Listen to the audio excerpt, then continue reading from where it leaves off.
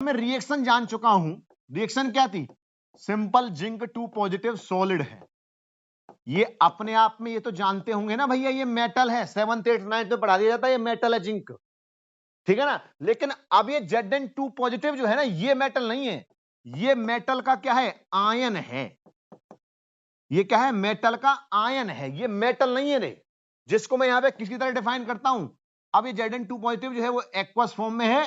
और ये कौन है भैया? अब की बार यहां पे क्या है? इलेक्ट्रोलाइट है।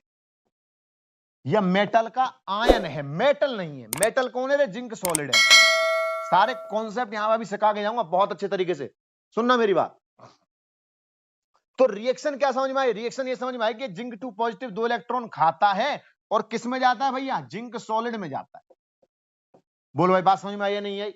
और अगर ये खाता है तो यहां पे हो क्या रहा है? सीधी सी बात है, मैंने कैथोड की रिप्रेजेंटेशन याद कर, मेरा रिप्रेजेंटेशन का तरीका।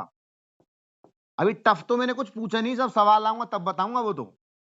यहां पे देख, कौन होता था? एनोड। यहां पे कौन है? ब्रिज। यहां पे कौन है? कैथोड। इतने से मुझे कोई मतलब ही नहीं है, क्योंकि मैं किसको पढ़ रहा हूं? सिर्फ only half cell, only cathode की मैंने अभी चर्चा करी है। तो इसका रिप्रेजेंटेशन क्या होगा रे? सिंपल जिंक 2 पॉजिटिव होता था कैथोड पे, और जिंक होगा, ये इसका क्या हो जाएगा? सेल रिप्रेजेंटेशन हो जाएगा। बोलो भाई, बात समझ में आई या नहीं आई? अगर ये बात समझ में आ गई है तो ये भैया कौन सा आपको मैंने पढ़ा दिया है? Cathode half cell. किसका? Metal, metal ion half cell का कैथोड हाफ सेल पढ़ा दिया है। एनोड आप खुद से करेंगे। ये बिल्कुल जस्ट अपोजिट है। मैं चाहता हूं कि आप खुद से उसे करना सीखें। बाकी मैं रिप्रेजेंटेशन तो मैं बता देता हूं सिंपल, मुझे तो 1 मिनट लगेगी लिखने में। क्या है भैया रिप्रेजेंटेशन? एनोड की सिंपल सी बात है, जिंक जो होगा सॉलिड फॉर्म में होगा, किस में जा रहा होगा? Zn2 पॉजिटिव में जा रहा होगा। ये क्या होगा? सिंपल एनोड की कहानी हो जाएगी। लेकिन खुद से एक बार सीखें, ट्राई करें। सिंपल है, कुछ नहीं है जी। ठीक है भाई, तो सिंपल सी कहानी थी किसकी?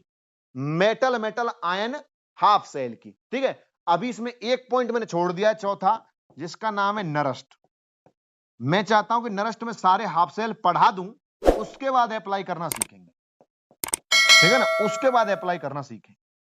और उसी में मैं थर्मोडायनेमिक के जो डाटाज हैं उनके ऊपर कैसे क्वेश्चंस बनते हैं नरस्ट को लेकर, मैं एक साथ पढ़ाऊंगा। ठीक है रे, तो ये सिंपल सी पहली कहानी समझ में आ चुकी है क्या आपको?